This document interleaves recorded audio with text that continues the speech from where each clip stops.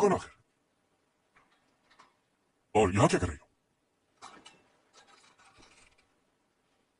کیا تم چائنیز ہو؟ جاپنیز؟ مجھے تو شکل سے کورین لگ رہی ہو تم۔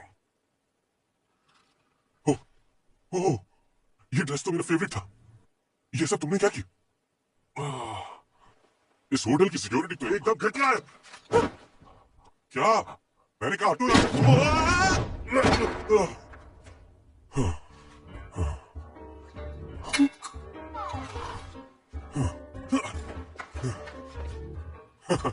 اچھا تو تم فائٹنگ بھی جانتی ہو؟